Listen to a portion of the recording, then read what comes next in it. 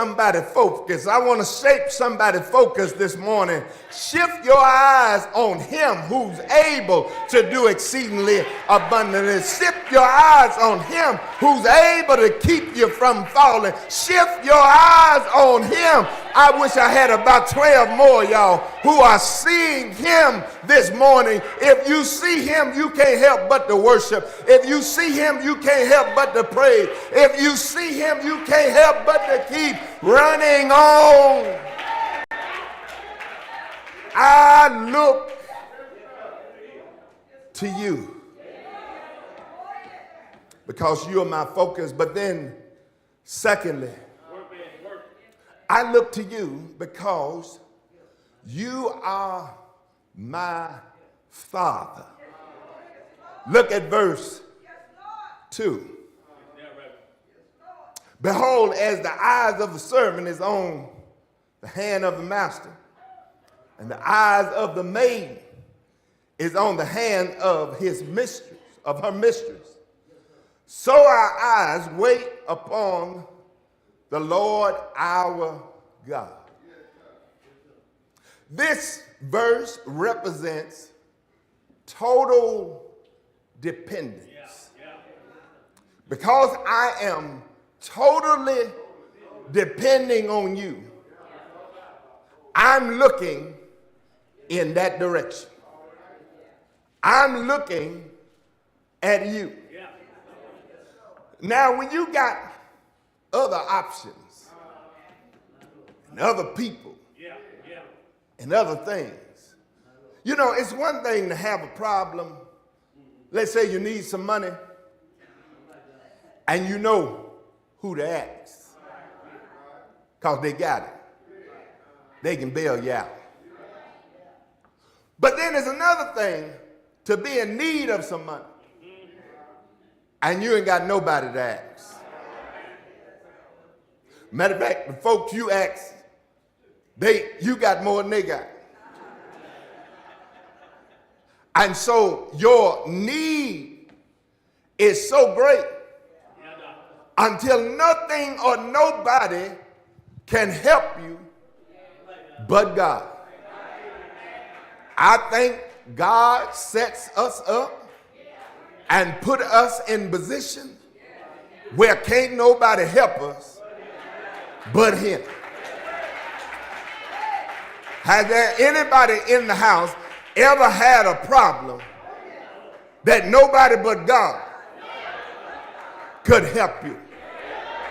Where my folks who've been bereaved had to deal with grief, nobody but God could comfort you.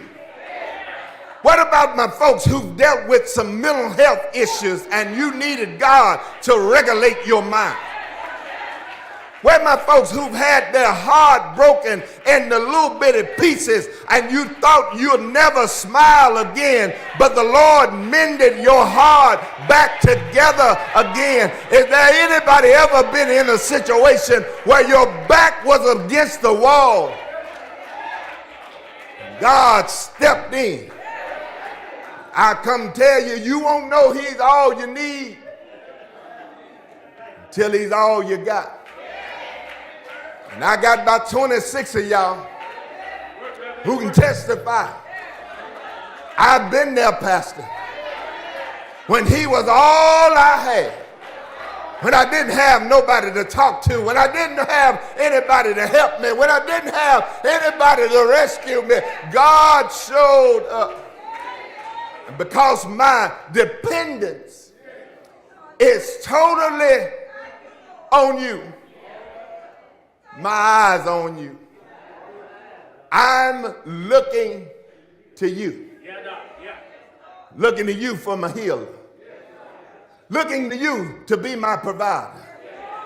Looking to you to be my protector. God, I look to you. But then, secondly,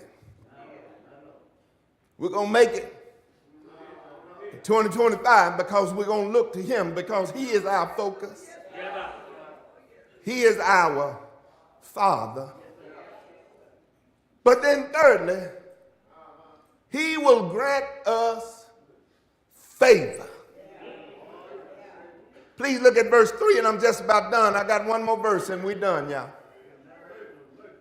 Please look at verse 3. Focus didn't move you. The Father didn't move you. Here's the bombshell here. This is the coup de grace here. Verse 3, he'll grant us favor. What favor would he grant us? Yeah. Have mercy on us. Have mercy on us. For we are exceedingly filled with contempt. That phrase means I'm at my wit's end. I'm at the end of my rope. I done all I know to do. Anybody been there? You at your wit's end. You done prayed about it, talked about it, fast over it. You at your wit's end. And now you need God's favor.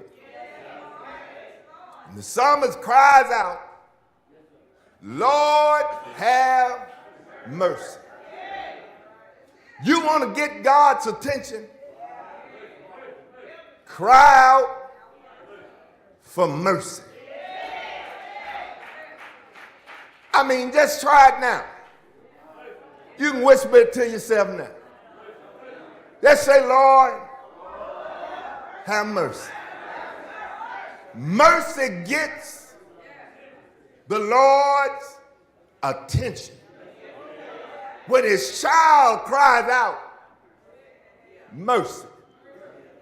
Now, you know how you respond as a parent. When you hear your baby cry, don't have some mother or father helping me right here. There's something in you that will turn. There's something in you that will develop some strength and some power because your baby is crying out. You will respond. But just as you respond, you know God is greater than we are. God will respond to mercy. You remember when David messed up in Psalms 51? When he prayed unto God, he says, according to the multitude of thy tender mercy. I know I messed up. I know I done jacked this thing up. I know I made you and me look bad. But you got some mercy, God. Have mercy on me. Y'all remember blind Bartimaeus by the roadside? He's a blind beggar. Nobody is paying him any attention. Crowd just moving on by. But he cried out, have mercy on me. And as the Lord was strolling with the crowd, he heard the call of mercy and stopped and made the crowd stop and told him, come here. What you want me to do? I'm just trying to tell you, if you cry out for mercy, the Lord will hear you. There anybody in this house in need of mercy? Mercy suggests I don't deserve it, but God have mercy on me. Mercy suggests I should be in trouble, but I need your mercy. Matter of fact, I'm here to tell you we made it another year because of God's mercy. We were able to come to the house of God one more time because of his mercy. You were able to put your clothes on because of his mercy.